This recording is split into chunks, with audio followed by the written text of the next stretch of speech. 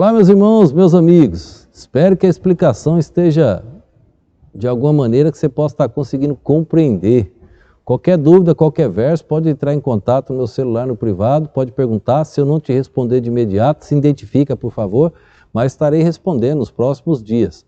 Sempre a gente está viajando para outros lugares, levando a mensagem do Senhor, então às vezes a gente fica com dificuldade de internet, etc. Mas nós guardamos ali, anotamos na agenda quando tem uma pergunta e depois, no tempo determinado, a gente responde, tá bom?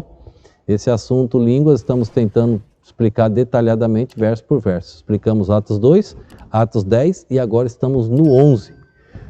Pedro também estava se explicando. No versículo de número 4 ele diz, Pedro começou a fazer-lhe uma exposição por ordem, dizendo, Pedro começou a colocar em ordem tudo o que aconteceu, para explicar aos judeus que estavam questionando ele ter entrado na casa de um incircunciso, de um gentil. Hoje nós vamos ver do verso 16 até o verso 18. Pedro terminou ontem falando que o Espírito Santo tinha caído sobre aquelas pessoas também, naquele momento ali, e os que estavam com ele se maravilharam. Foram 6, ele falou no verso 12, que acompanharam ele de Jope para a casa de Cornélio. Então não foi só um judeu que entrou na casa de Cornélio, foram 7, Pedro e mais 6. Vamos ver o verso de número 16, que diz assim, ó. E lembrei-me do dito do Senhor. Olha o que Pedro disse. E lembrei-me do dito do Senhor. Pedro continua se explicando. Quando disse, João certamente batizou com água, mas vós sereis batizados com o Espírito Santo. Nós vamos explicar essa questão do batismo no Espírito Santo depois, numa outra remessa do assunto doutrina também explicaremos. Ele lembrou do que foi dito, o dito do Senhor, quando disse, João certamente batizou com água, mas vós sereis batizados com o Espírito Santo. Verso de número 17.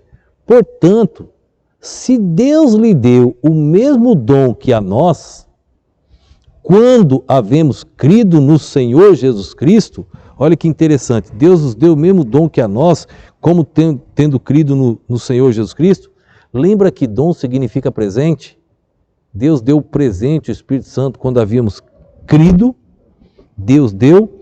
Quem era então eu para que pudesse resistir a Deus? Pedro disse, quem sou eu? Explicando para os demais apóstolos e os demais judeus.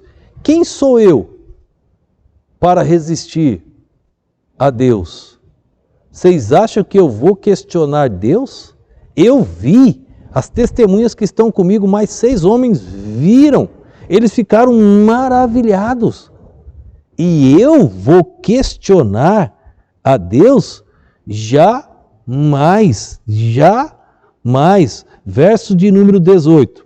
E ouvindo estas coisas, apaziguaram-se e glorificaram a Deus, dizendo, olha agora o grupo de apóstolos e judeus, na verdade, até aos gentios, Deus deu o arrependimento para a vida. Olhe, até os gentios, Deus deu o arrependimento para a vida. O que foi que Pedro levou a Cornélio? A palavra de Deus. Cornélio se arrependeu, agora recebeu o Espírito Santo. E Deus permitiu que também eles tivessem aquele poder de Atos 2, para que Pedro pudesse ver que não eram só para os judeus, também para os gentios.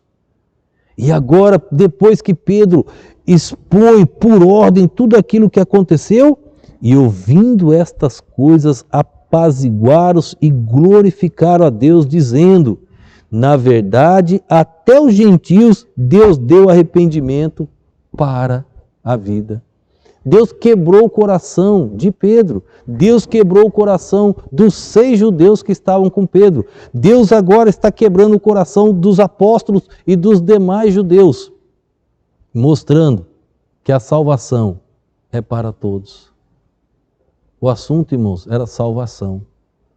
Às vezes nós pegamos aquilo que não é o centro do assunto e cria-se uma doutrina.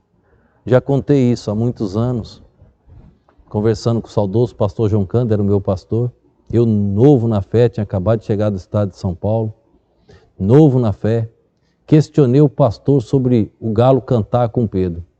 Pastor, aqui num evangelho diz que o galo cantou 3 vezes e Pedro negou. O outro evangelho diz que o galo cantou e Pedro negou, depois o galo cantou e Pedro negou. Tá, a Bíblia está errada. E questionei o pastor, foi uma manhã inteira. E o pastor me explicando numa paciência. Eu sei que deu meio-dia e o pastor disse assim: irmão Berto, estava eu e minha esposa, e irmã Rivaneide, querem saber de uma coisa? Eu estou com fome e eu vou para casa almoçar. E Pedro também estava com fome e ele matou o galo e comeu o galo e está encerrado o assunto. E eu fiquei olhando para o pastor, ele foi para casa, eu fui para casa e eu pensando, e agora? O galo negou na primeira, Pedro negou na primeira com o canto do galo ou foi nas 3? Irmãos, eu não estava compreendendo que o assunto era a negação de Pedro. Eu preocupado com o galo, se tinha cantado 1 ou 3. Olha a minha preocupação. O que é o centro do assunto? A salvação.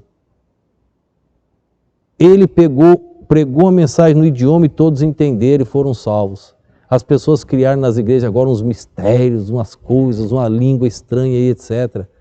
Ali era a mensagem de Jesus Cristo, a mensagem. Está aí os textos que nós lemos. Qual foi a mensagem que Pedro pregou do verso 35 até o 43? Que mensagem do capítulo 10, que mensagem poderosa. E agora Pedro mostra detalhadamente a mensagem que ele pregou e a conversão de Cornélio. Um homem temente a Deus que não era salvo. Quantas pessoas estão dentro da igreja que não são salvas? Que precisam compreender a doutrina verdadeira. Isto que nós devemos estar preocupados.